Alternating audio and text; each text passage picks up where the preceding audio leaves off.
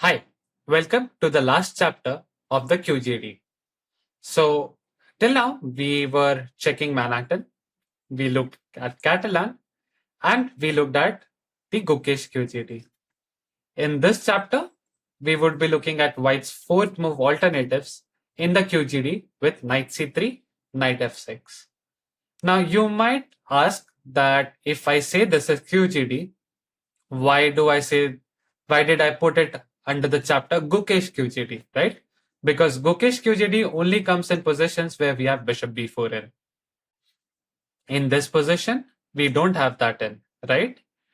And the reason why I included this and the previous chapter in this particular bracket, that is Gukesh QGD, is because it makes it easier for you to remember that, okay, for these particular lines, I have to check these particular options. What do I mean by that? So Manhattan can be reached via d4, d5 move order, but it can also be reached via d4, nf6, c4, e6, knight f3, d5, g3 move order. Similarly, this is for Catalan, and Manhattan can be reached via knight c3, knight bd7 move order. Now, the reason I put this part in Gukesh QGD is because if you want to play Nimzo apart from this line, right? If you say that, okay, I don't want to play Gukesh QGD and I want to play Manhattan, or I want to play just the Catalan, you know what kind of lines you are looking into. So if you are just going to follow this course, no problem. Then you don't have anything to be worried about the name. But if you are not going to follow this and just look at some parts of the course, you know that which kind of sidelines you have to look into. I hope that's okay. And now we come to White's sidelines on fourth move, which doesn't involve c into d5. There are not many independent tries which are good. There is just one, which is bishop g5 without playing c into d5. The other move, for example, there is bishop f4. We play the typical c5. We keep our repertoire consistent, right? There are many moves which are good here. For example, dc4, that is also perfectly good. But I want to keep my repertoire as consistent as possible, and I want to meet bishop f4 with c5. cd5, ed5 transposes, and e3 runs into cd. We create an isolated pawn for our opponent, and we have two choices here. Bishop b4 is a very reasonable move which you can play, but I propose playing d into c4, creating an isolated pawn early on. Bishop c4, and now we have a weakness to play against.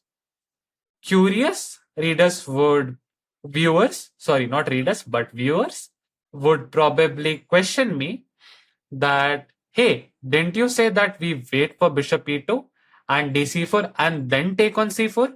Why did we take on c4 directly in one go in this position?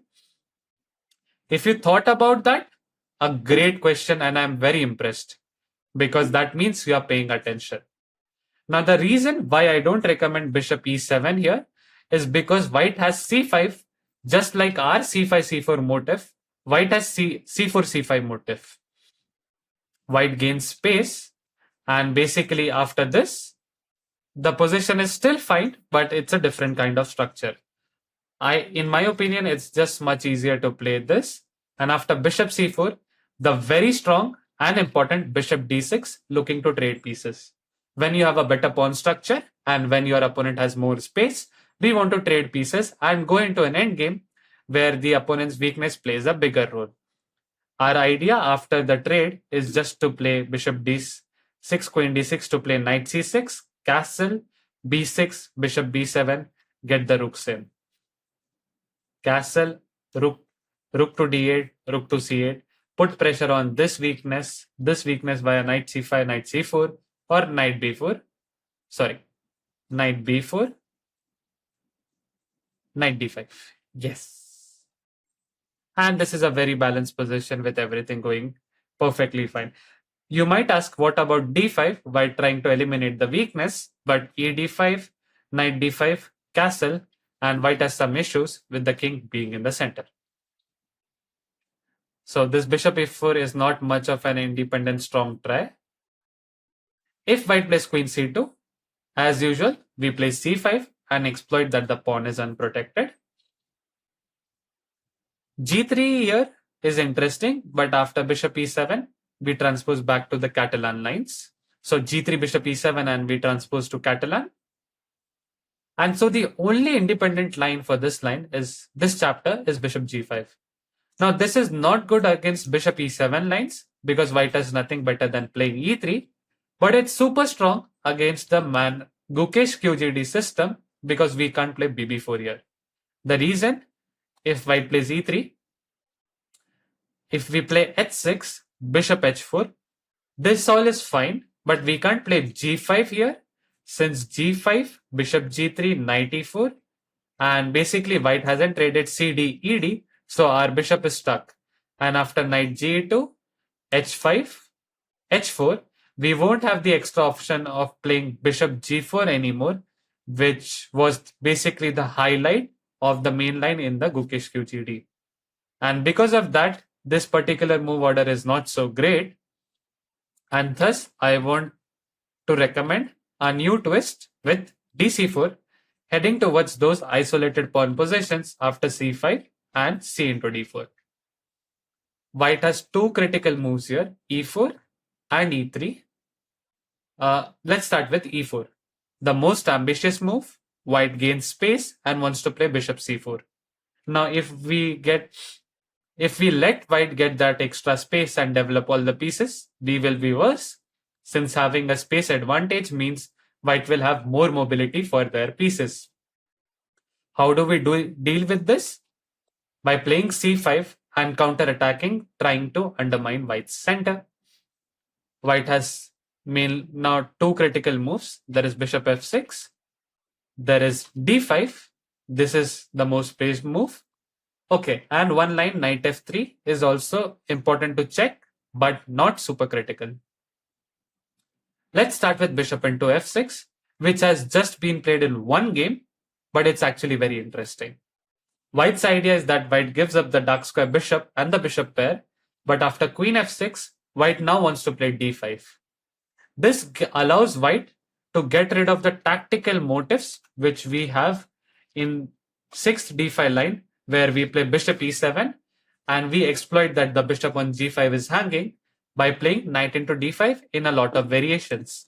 So with bishop f6, white says that, hey, I don't want to meet that line, and I just give you bishop early on and try to gain more space in the center. White's claim is that after bishop c4, knight f3 and castle, white is better since there is a passed pawn in the center and white has more space. But we have that pair of bishops. Now this bishop is not so great on e7 here because it's not doing anything much. We have a chance to fianchetto it with g6, where it's the strongest place. Now this bishop on g7 is as strong as it's in the King's Indian when the d4 pawn has moved. The bishop has unrestricted access onto the h8 a1 diagonal, and that's why we are willing to spend one tempo just to put that bishop on the best possible square. White will probably take on c4. If white plays knight f3, we play bishop g7, and after e5, queen d8. Knight f3, bishop g7, bishop c4 transposes, and if white plays e5, gaining more space, it's becoming too ambitious since these pawns are now vulnerable. We play queen d8. White can't play d6 here because of knight d7, and white loses this pawn. You either take this pawn or you save this pawn. If white plays queen e2 to defend it, we play b5, and we are having a great chunk of pawns in the center. This pawn is very well defended, and the extra pawn is super strong. If white takes the pawn, we now get all of our pieces into the action, and there are so many threats: knight e5, rook b2, for example. There is bishop b7, bishop f3, and basically white is under a lot of pressure. In fact, the computer believes we are already winning. And so if white doesn't do that and plays bishop c4, we just castle, and we transpose to a position which we'll check later on. So bishop into c4, bishop g7, knight f3. White brings out a piece, we finish our kingside development. So from a strategic viewpoint, we have the pair of bishops, but white has more space and a lead in development. What is our strategic goal? Our strategic goal is to somehow develop our pieces and eliminates white's extra space. White's strategic goal, not allow us that and gain more space, use the activity by creating threats. White's the most ambitious move is e5. If white castles, this gives us time to open up the diagonal for this bishop and we play e into d5. Now white has two moves. I like knight d5 the most, where you are improvising the position of your piece. Since e d5 allows me to get all of my pieces into the game without any effort. Bishop g4, bishop e2, knight d7, and black has a better position due to the pair of bishops and this beast of a piece on g7. The d5 pawn is very well guarded and the d7 knight acts as a great blockader. And because this bishop is unchallenged, we have a great position. All you need to do is get your rooks out and probably trade one set of pieces, either this knight or this bishop. I'm about to sneeze at any point, so please excuse me in advance for that. And basically, yes, so this position just looks very good for black. White might try playing something like h3 to say that, okay, let me eliminate your pair of bishops. But the drawback is now this bishop is unrestricted. We just get rook a d8 in. We'll get this knight to e5. Then we'll slowly try to gain space on the queen side and basically pressurize white from the center and the queen side. So white's most challenging move is knight into d5, forcing our queen to move. Now where do we put our queen? d6 or d8? Other squares aren't not good because of the knight forks. The strongest move is d8. It looks bad because you are bringing the queen back to the initial square. But firstly, bishop b2 is now threatened. Unlike d6, the queen is not hanging. So we are not worried about the knight checks. And we have a very concrete idea in mind, which is to play knight c6 and bishop g4. And then exploit that the d4 pawn is weak. White may say that, hey, I have a lead in development, but we have the pair of bishops and the d4 square is very loose. If we are able to put our knight on d4, the lead in development won't matter, and what would matter is the pair of bishops in an open position. And because of that, black's position is very comfortable. Your idea is to play knight c6 and bishop g4 on the next move. That brings us to white's most ambitious move, 10th, e5.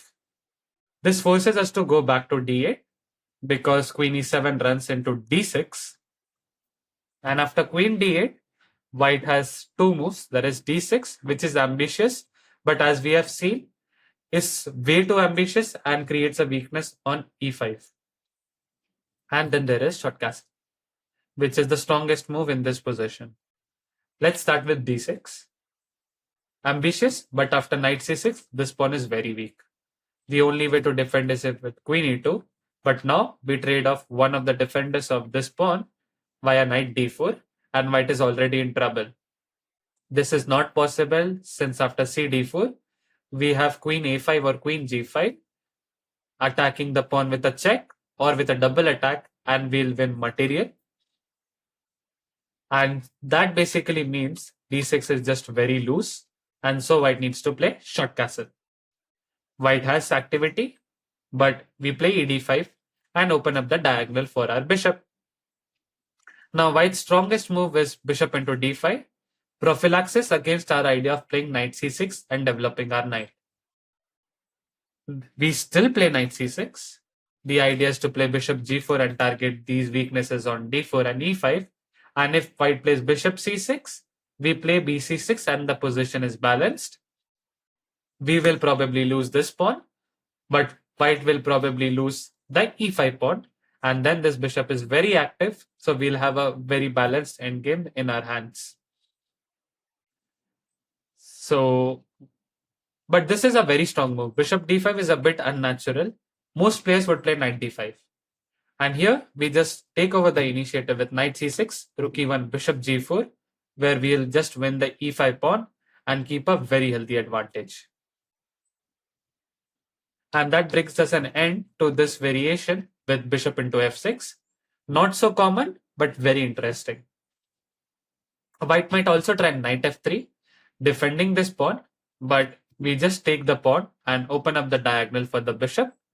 White's space advantage is now not that relevant. It's still there, but it's less. The most ambitious move for white is to play knight d4 and keep the queens on the board. If white plays queen d4, we trade. Since after queen d4, knight d4, a6, we meet bishop into c4 with b5 at some point. We can start with b5, but here white has the very concrete bishop e2, bishop b7, f3, where white keeps more space in the center. So we start by playing h6, kicking this bishop off. White needs to play bishop h4. Since bishop f6, gf6 is very good for us. We don't mind the double pawns since it opens up the file for our rook. The pawn cannot be attacked anyways.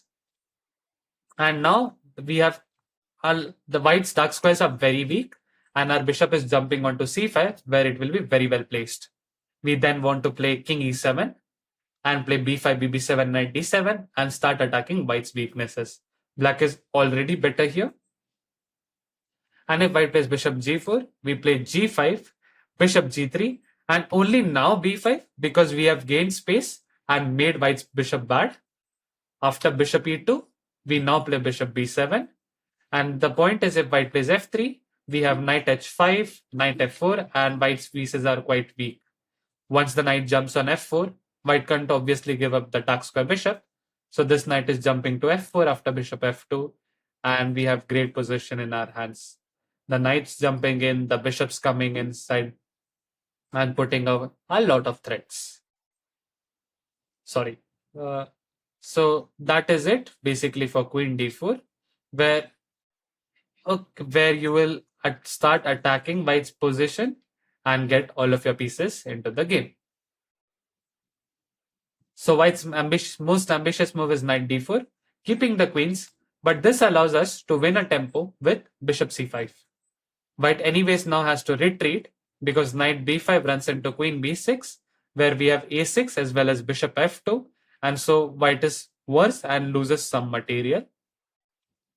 And so if the knight has to go back, basically we won a tempo with bishop c5, and we now trade queens by ourselves, since after rook d1, we meet bishop c4 with b5, and therefore we want to play a6. Bishop c4, b5, and then we have the typical h6, bishop b7, knight d7 plan in our hands. Our bishop is very active, while we might always dislodge this knight with b4. And this gives black a very good position.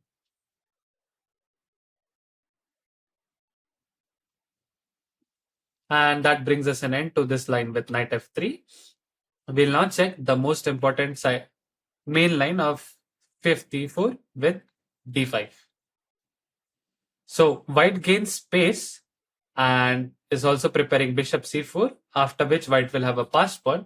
But the drawback is this bishop is hanging, which we try to exploit with bishop e7.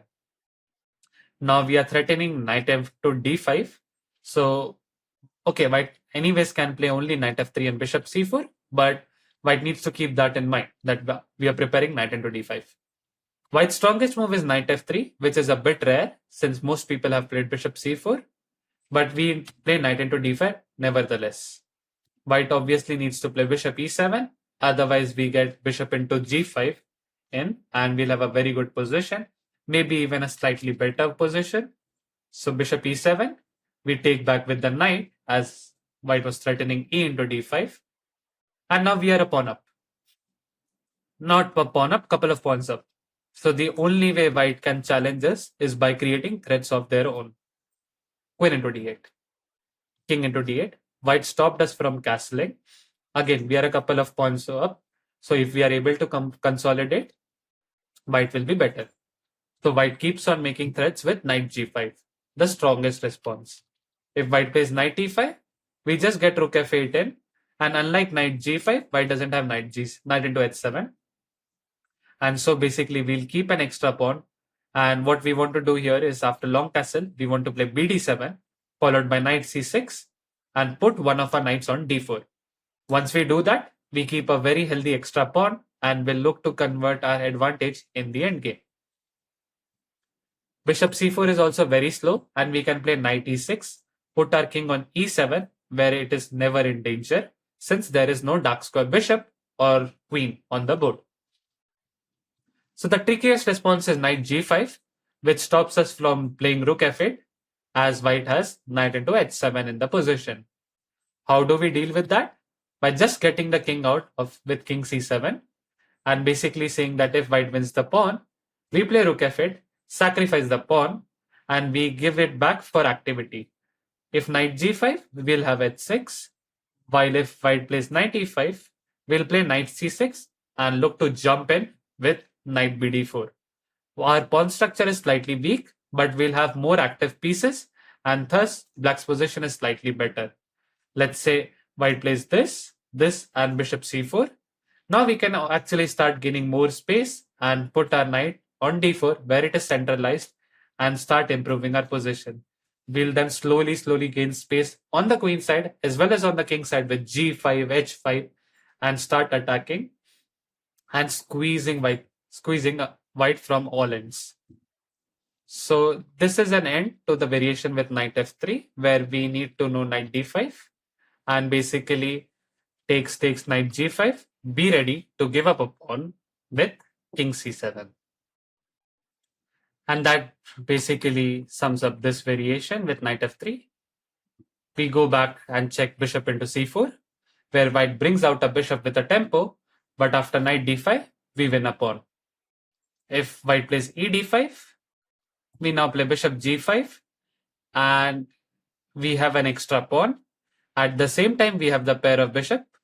White has some compensation due to the active pieces, but it's clearly black who is pushing around here. And that basically ends this variation with e4, where we play c5 and undermine white's center, and meet d5 with bishop e7, looking to play knight into d5. The other sideline, which is critical here, is e3. White defends the pawn on d4, and unlike the e4 variation, this pawn is now much more stable. The drawback is that white has less space. And how do we deal with this? We still play c5 and try to undermine white's position. One thing which is very clear from the get-go is that we want to have consistent plans, and playing c5 is something which is very natural in this position. And therefore, we just stick around and follow ideas which we already know. It was possible to play something else, like bishop e7 and some QGA setup later on, but we basically want to play a line where we have good chances to play for a win. Now, white has three options here. There is bishop f6, as usual. There is knight f3 and bishop into c4, the main move. Let's start with bishop f6. White's idea is same, that after queen f6, white wants to play d5. Unlike e4, this square is now covered, so we won't have knight c6, knight d4. But at the same time, we are not afraid of knight f3, e4, e5. So white's advantage is that d4 square is covered, but the disadvantage is there is no space gaining with e4, e5. We want to meet bishop c4 with b5, so we play a6. g6 has been played, but I don't really like this too much now because we won't get knight c6, knight d4 in this position. And basically without the knight, wasting a tempo doesn't seem that great. We play a6 here. The idea is to meet bishop into c4 with b5, followed by bb7 and knight d7, where we have a great position due to pair of bishops and more space. So white can be prophylactic and play a4, which was played by Arjun against the Russian Grandmaster Polina Shuvalova. Polina played the very smart knight d7. force to meet bishop c4 with knight b6. Now the idea of this is not only to win the bishop pair, but to trade pieces when we have less space. And that is a very good practical strategy to use, that when you have less space, trade pieces so that the other pieces have good squares for themselves. Usually when you have less space, more than a piece is fighting for the same good square. So it makes sense just to get rid of one of them. And at the same time, you're looking to win the bishop pair as well. So this was a great move by Polina, and she had no problems after playing e into d5 and basically getting all the pieces into the game. The other main line is knight f3. White brings out a knight, and b5 is way too premature here, because after d6, bishop e6, a4, white can start attacking us on the queen side. b4 is not great because of knight d5, followed by bishop into c4. So we open up the diagonal for this bishop and play e into d5. White has to play knight d5. And now we come back. We know this plan by now. The queen is the most well placed here since it's not attacked anymore. White's best bet is to play a4, stopping us from playing b5. After bishop c4, it seems like white's position is really great because three pieces are developed while we haven't developed any one. But we have a pawn in the center, and after b5, we have actually more space in the position. White needs to retreat, and we'll get a bishop into the game, followed by bishop d6 and castle. White needs to spend a tempo defending it, and suddenly we now have two pieces into the game. So now the development edge is very low for white, and we have the pair of bishops plus more space. Because of those reasons, black's position is completely fine. You want to castle, play c4, play knight d7, play knight c5. So white probably plays a4. I'm sorry for that. Yeah, to stop bishop into c4. To stop b5 and play bishop into c4. But this creates some weaknesses on the queen side, which we exploit with knight c6. The idea is that g6 runs into a5, and white has knight b6 here. So with knight c6, we stop a5, and at the same time, after bishop c4, where white develops a piece, we play bishop e6 and prepare knight a5 ourselves. White has a lead in development, but we have the pair of bishops, and so the position is balanced. We want to play bishop d6 next, and maybe knight a5, knight c4, win the bishop pair, followed by castling, where the position is complicated because white has a great lead in development, and the pair of bishops compensate for it. White's strategy would then be to maintain that lead of development and the activity of their pieces, while what we would like to do is just get all of our pieces into the game somehow, after which our position would be comfortably fine because there is a static advantage of two bishops. It's a bit theoretical, but once you get it, this would not only help in this particular variation, but in chess in general, where you are trying to understand why static factors and dynamic like why an evaluation of a position depends on static and dynamic factors. So this brings us an end to this line with bishop into f6. Now let's move on to bishop c4, which is the main line and the most standard one by far. After cd, ed, we actually reach a very standard position, one which has been discussed for centuries, where white has an isolated pawn, but yeah, and the bishop is on c4, where it is a bit misplaced. This bishop ideally wants to be on d3. White has a 3 versus 1 lead in development, but the pawn structure is weak. We start off by playing bishop e7, getting a piece into the game. White plays knight f3. We castle, white castles. White has finished their development, while we still need to develop these three pieces. White has a weak pawn, and that is our compensation. So we play knight c6 here.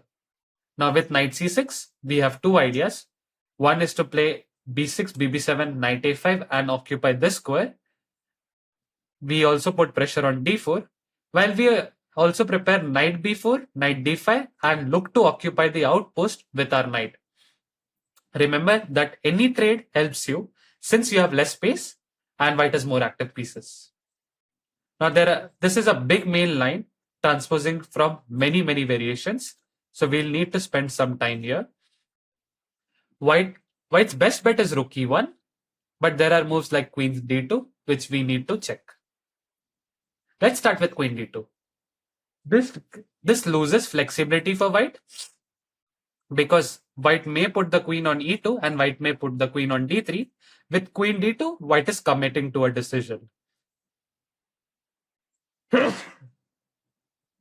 Finally, now I can record in peace. I was waiting for this sneeze for a very long time. And yeah, now I can record, yeah.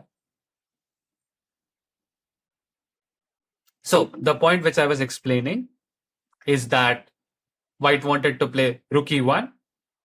Rook e1 is a move which you have to play in any single position, but queen d2, I'm not sure. The queen might come to e2 or it might come to d3 or to d2. With queen d2, you're giving up a decision and you're making a decision, making it easier for me to play against. If you kept more flexibility as white, it would have been trickier for black to make a move since you have 3 plans to consider against, not just one. After queen d2, we actually get in time and play b6. And our idea is the very typical bishop b7, knight a5 or knight b4, knight d5. White brings out a rook, we play bb7. White brings out the other rook. d5 is typical. White is trying to exchange of the piece, the weakness on d4. But after knight a5, white won't be able to hold on the pawn easily. And we are actually winning a pawn, or white needs to give up the bishop. Both of which are a very good situation for us. If white plays rook fe1, we now play knight a5. And we have the typical rook c8, knight c4 ideas in here. If white plays bishop e2, it's very passive and we just get rook c8 in. And therefore queen d2 is a bit slow since it allows us to play b6, bb7 without any dangers. There is also rook c1, which has been played by some players, but we still play b6 with the idea of bb7, and we have a very standard isolated pawn position on our hands where we want to play knight b4, knight d5, rook c8, trade off pieces, go to an endgame. A3 is been played by some players where the idea is that b6 isn't that great because of queen d3, bb7 and rook a d1. And now we don't get knight b4 in, while after knight a5, bishop a2, we won't get rook a c8 and knight c4 in. So in such positions, we have to play a6 and b5 so that we have greater control of the c4 square. With a3, white has a hidden square to a2, which was not possible earlier. But since white has spent time on a3, we can spend time on a6. And the play actually is very similar to the main line with 10th rook e1. If white plays queen d3, rook e1 transposes, while queen d3, b5, bishop a2, white defends the pawn, defends the bishop and gets it out of harm's way. We play bishop b7, and rook e1 still transposes back to the main line, while rook a d1 is the only independent line. But we start attacking the weaknesses on the queen side with b4, and if white plays a b4, we get knight b4 in, where we have ideas of knight a2 or bishop into f3. The position's already very comfortable for us, and we are starting to make threats on the queen side. Let's come to rook e1. This is actually a very testing move. White, and it's the main line as well. White's point is that if we play b6, white can create some problems with the very concrete knight e5. But this move, surprisingly, is not being played by any strong player. I think b6, b6 is the main line here. But surprisingly, nobody has played knight e5 in recent times. The main line here is a3, which is harmless. Not harmless, but it's not that dangerous. After bishop b7, queen d3, rook c8, we transpose to a line which we checked with this move order. But the point is, after knight e5, white is actually much better. We can't play bb7 due to the cute tactic of bishop a6, where this doesn't work due to knight c6, queen d7, takes and takes, and it still looks okay, but both knight e4 and knight d5 are absolutely crushing, where our king side pawn structure would be destroyed, and we'll have no safety for our king. If we play knight d4, winning a pawn, white has queen d3 with a great initiative. So I'm not sure why white players are not playing this. If you play this from white as well, from white, if you play d4, this can be a great line to add to your repertoire. But we have, after rook e1, we have the very standard a6 coming to our rescue, where we want to play b5, bb7, and gain space and then play bishop b7. Now, this is again a very important tabia where we have to check a lot of moves, but the standard plans remain the same. Basically, we want to play b5, bishop b7, rook c8. Let's start with rook c1. White brings in a rook to an open file and basically tries to finish the development. Whenever possible, with a6, we want to play b5. White has now bishop d3 and bishop b3. Bishop b3 is actually bad because if you don't get d5 in, this bishop seems to be a bit misplaced. We just get our bishop in and have the typical knight b4 or knight a5 ideas in the air. While white can't play d5 here because knight d5. And as you recall, we had seen this idea earlier as well, where the g5 bishop is hanging, and so white can't play d5 very easily.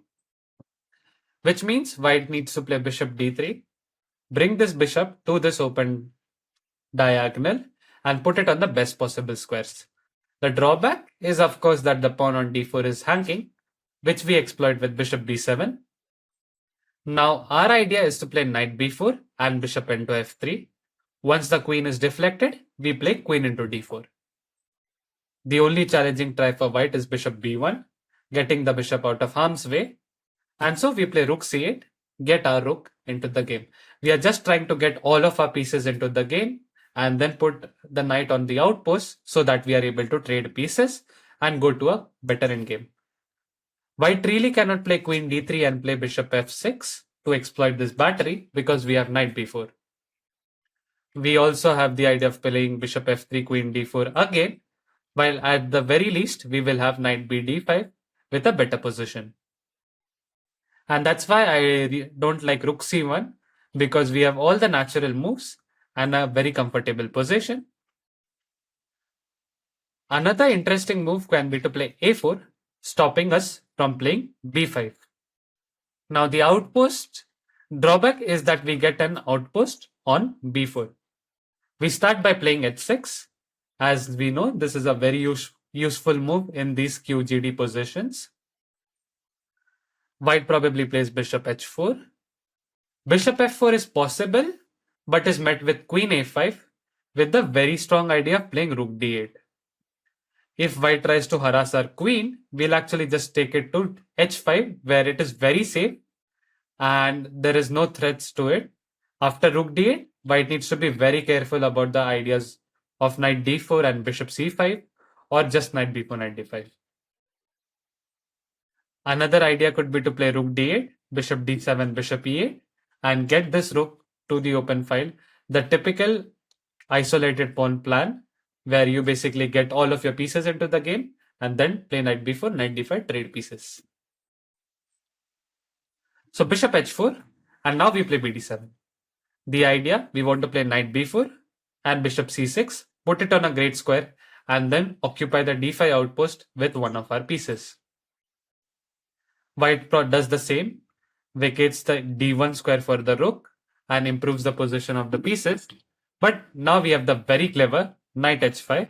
Exploiting that, we might have some knight f4 ideas in the future. And basically, we are very happy to trade pieces since we have less space. And at the same time, what we are doing is we are also eyeing towards the d5 square. This knight is now eyeing for d5, while this knight might come back, and then we'll play bishop c6 followed by knight e d5. Basically, white has to play knight e5, improving the knight, attacking this knight. We come back with the knight and prepare bishop c6.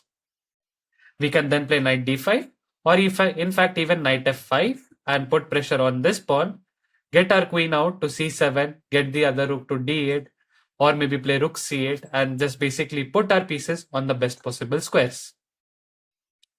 So this is a very important motive which you should know. In a lot of QGD positions, we play knight h5. But in this particular position, we wait for queen e2 so that after knight h5, we might have some knight f4 ideas at some point. If white plays bishop b3, the idea is that after b5, white wants to play d5. We still take with the knight and exploit that this bishop is hanging. The only move to keep balance for white is bishop d5. As after knight d5, we have bishop into g5, and we retain an extra pawn. And if white plays bishop into d5, we play e into d5. And okay, queen d5, knight d5, bishop g5, knight g5 is equal. But after h6, okay, maybe we keep some chances due to the bishop. This is one of the most drawish lines. I completely agree. But I mean, you are black, and yeah, what to do in such situations. The good thing though is that if white plays knight f3, we can actually push around a bit with bishop g4. And basically, if you are able to contain white's activity and push the pieces back, you will be better because you have the static advantage of having the bishop in an open position. Of course, it won't be easy, but against players who are just playing for a draw, they might play passive moves. And in such situations, you might be able to win a few games. Not an easy task, of course, and this is drawish, but we keep the static advantage. It's basically in out of 10. If you win 2 games out of 10 in this position, it's worth it, right? The point is, when you have a static advantage, chances are that you will win more games than the opponent in equal positions because the long-term elements are in your favor. So coming back to 11th move, there is also bishop d3, which is very interesting and is quite ambitious. White brings out the bishop to the most active diagonal and basically says that you can't play knight d4 because of knight d4, knight queen d4, and bishop h7. Funny story, I fell into one of these traps against Arjun. I don't know if I mentioned that earlier or not, because this course I've been recording this course for a long time, so I do think I mentioned this story in one of the very early lab chapters.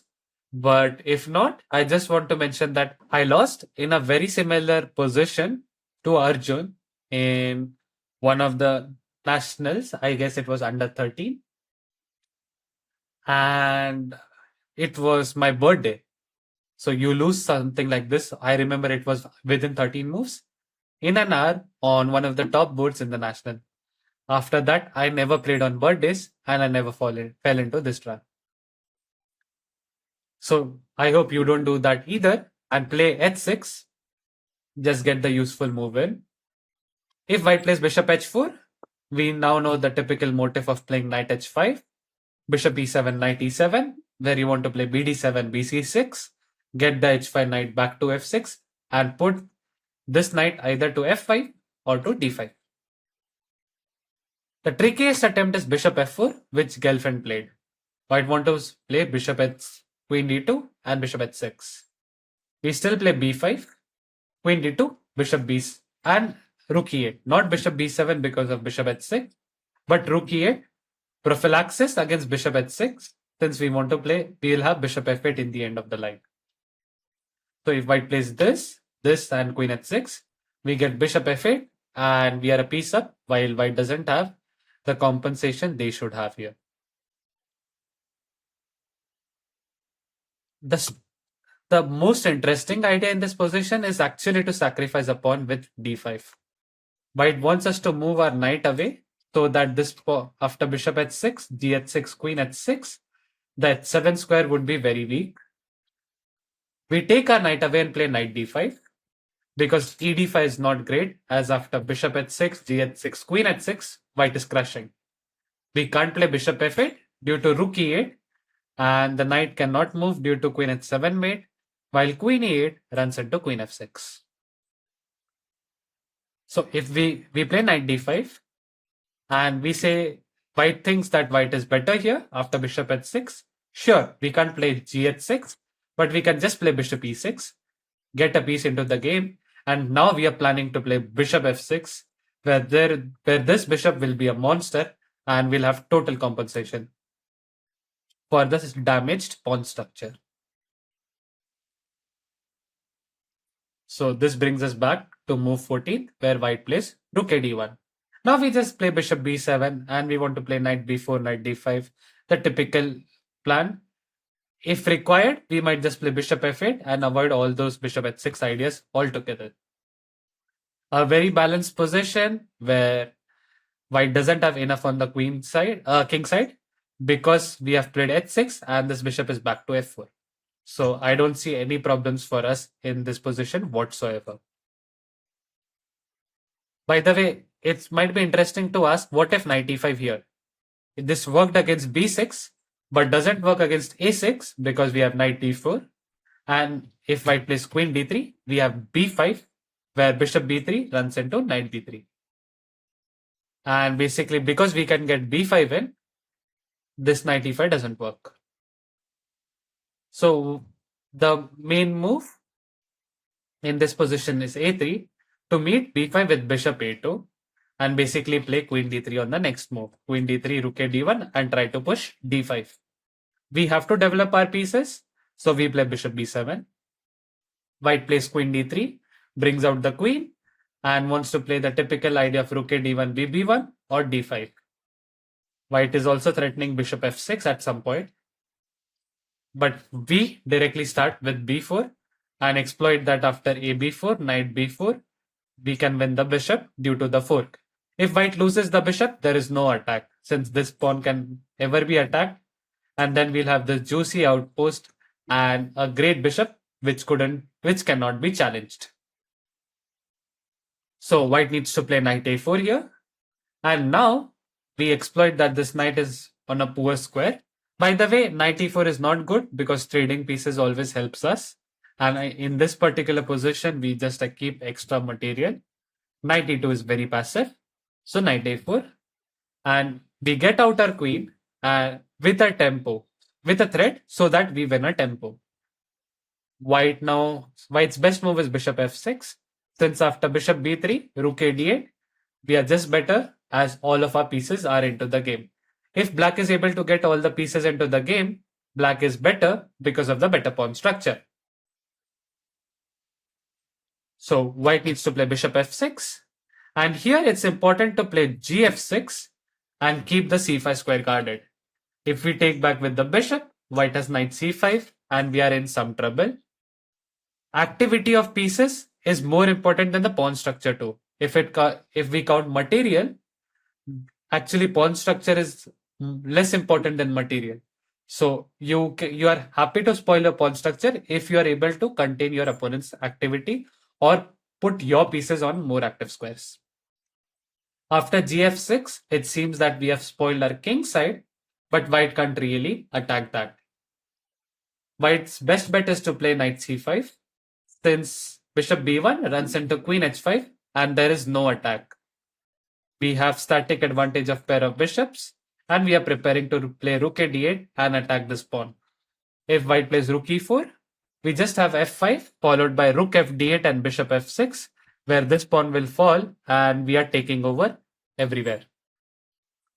So white needs to play knight c5, where we take, and take. Now we win the pawn. What was white's idea? To get the rook into the game. If white plays queen d7, attacking this, we just have queen e7 and basically we neutralize white's activity. Takes, and this doesn't work because of bishop f3 spoiling white's pawn structure on the king side. So bishop c5, rook a c1, and we play queen h5. We need to keep the h7 pawn guarded. White's idea is obviously queen d7 and try to exploit the loose pieces.